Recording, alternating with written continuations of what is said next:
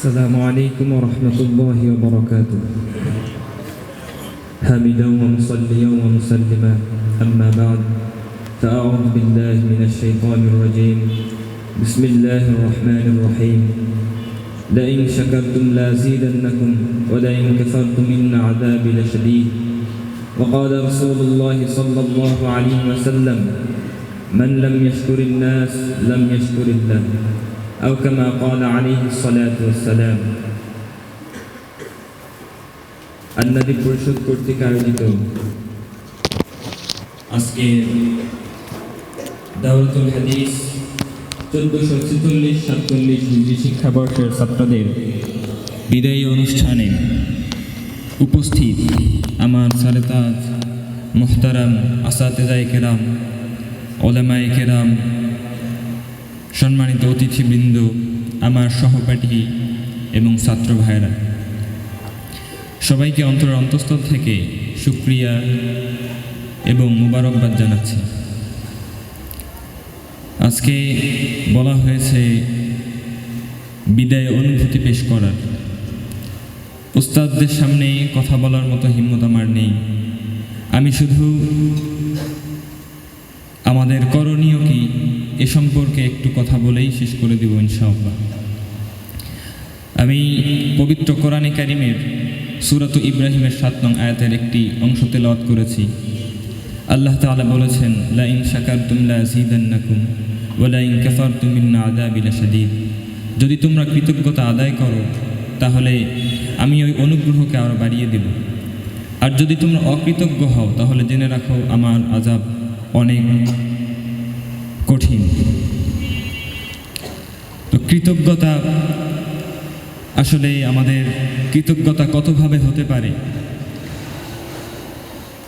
আমাদের চতুর্থ বর্ষে মুখতাসারুল মাআনি নামে একটি গ্রন্থ আছে, যেটা অত্যন্ত গুরুত্বপূর্ণ একটা গ্রন্থ, যেখানে বলা হয়েছে যে সাওয়াউন কানা বিল লিসান আও বিল জিনান আও বিল আরকান।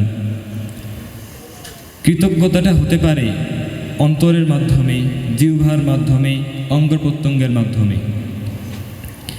আজকে যাদের অক্লান্ত পরিশ্রম ও মেহনতের কারণে, দিনরাত তাদের চেষ্টার কারণে আলহামদুলিল্লাহ আজকে আমরা দ্বীনি ইলম শিখতে পারছি। আল্লাহ সুবহানাহু ওয়া তাআলা কোরআনে কি বলেছেন, প্রিয় নবী সাল্লাল্লাহু আলাইহি ওয়াসাল্লাম হাদিসে কি বলেছেন, এই বিষয়গুলো আমরা জানতে পারছি।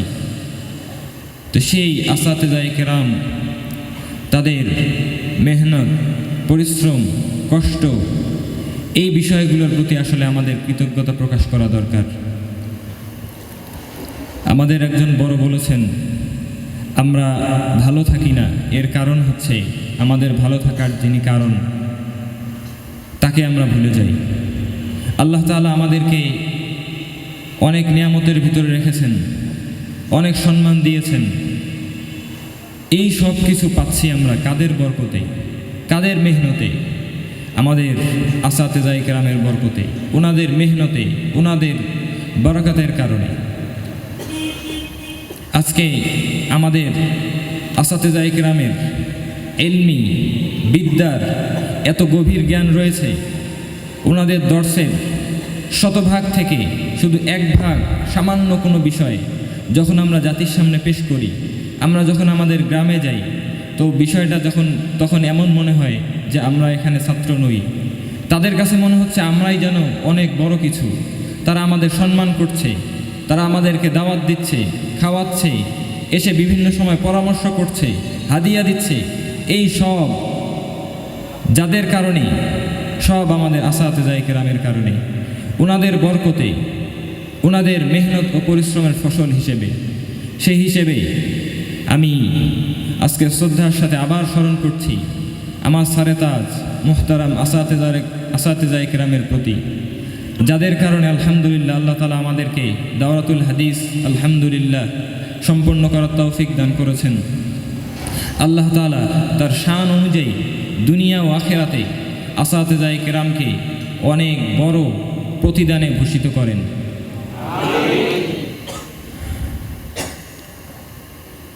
আমার আসাতেজায়ে কেরামের গুণাবলী, তাদের ধৈর্য, তাদের জ্ঞান গরিমা সম্পর্কে আলোচনা করতে গেলে বিশাল সময়ের অনেক সময়ের প্রয়োজন। আর আমার হিম্মতও নেই ওনাদের সামনে কথা বলার। শেষে বড় হুজুর দামাত বরকাতুহুমের একটি কথা মনে পড়ে যায়। উনি গত 2-3 বছর আগে বিদায়ী ছাত্রদের উদ্দেশ্যে একটি কথা বলেছিলেন যে যখন কোনো মুরগির ছানাগুলো ছোট থাকে, মুরগি এগুলোকে সুন্দরভাবে আগলে রাখে যাতে বাহির থেকে কোনো হিংস্র পশু পাখি তাদেরকে হামলা করে শেষ করে ফেলতে না পারে। তো বড় হুজুর দামাত বরকাতুহুম বলেছেন, এতদিন তোমাদেরকে আমরা ছোট জন্য তোমাদের আগলে রেখেছিলাম, এখন তোমরা বিভিন্ন জায়গায় যাবে, বিভিন্ন জায়গায় গিয়ে দিনের কাজ করবে। তো আসলে এই প্রকৃতপক্ষে আমরা তো ছোটই রয়েছি। উস্তাদরা বলেছেন, তারা বলেছেন যে আমাদেরকে পাঠিয়ে দিবে, কিন্তু আমাদের বাস্তব অবস্থা এরকম, মনটা চায় আবার উস্তাদের দর্শে বসি, আবার কিছু কথা শুনি, তার তাকরির আবার শুনি, তাদের সেই স্নেহের সেই আলোচনাগুলো, তাদের ইলমি সেই আলোচনাগুলো আবার শুনি। কিন্তু এখানে আমাদের ঘোষণাই করে দেয়া হয়েছে মজলিসটা বিদায়ের। এভাবে আর কখনো দর্শে উস্তাদদের সাথে এভাবে সাক্ষাৎ হবে না। কখনো চাইলেও উস্তাদদের সেই তাকরির আর শোনা হবে না, তাদের সেই জ্ঞান বিজ্ঞানের সেই আলোচনাগুলো আর শোনা হবে না। এ ভেবেই অনেক কষ্ট লাগে যখন মনে হয় আর অল্প কিছুদিনের ভিতরেই আমাদেরকে এই মার্কাজ থেকে চলে যেতে হবে, ওস্তাদদেরকে আর পাবো না। এ কথা যখন স্মরণ হয়ে যায় তখন নিজেকে নিয়ন্ত্রণ করা অনেক কষ্টকর হয়ে যায়। আল্লাহ তাআলা আমার সরতাজ মোহতারাম আসাতেজায়ে কেরামকে তার শান অনুযায়ী দুনিয়া ও আখিরাতে উত্তম প্রতিদান দান করেন এবং তাদের ইলমে আমলে সব কিছুতে ভরপুর বারাকাত দান করেন। পরিশেষে আল্লাহ সুবহানাহু ওয়া তাআলার দরবারে শুরুতেই ক্ষমা প্রার্থনা করছি, এরপর আবার ক্ষমা প্রার্থনা করছি আমার মুহতারাম আসাতেজায়ে কেরামের কাছ থেকে। বিভিন্ন সময়ে জেনে না জেনে, ইচ্ছায় অনিচ্ছায় যত ধরনের ভুল ভ্রান্তি হয়ে গেছে, অপরাধ হয়ে গেছে, আমি অন্তরের অন্তঃস্থল থেকে আমি আমার আসাতেজায়ে কেরামের কাছে ক্ষমা চাচ্ছি। আপনারা আমাদেরকে মেহেরবানি করে ক্ষমা করে দিবেন।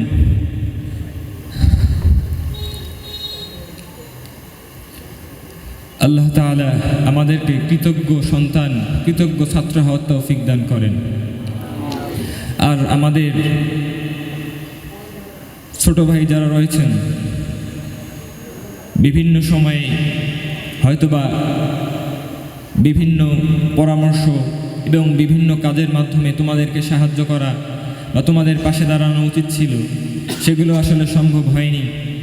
আমরা দোয়া করি, আসলে বড় ভাইয়েরা বড় হতে হবে এমন কোনো শর্ত নয়, তোমরা অনেক বড় হও, আল্লাহ তাআলা তোমাদেরকে অনেক বড় বানাক, ইখলাসওয়ালা অনেক বড় দ্বীনি খিদমত আঞ্জাম করার তৌফিক দান করেন।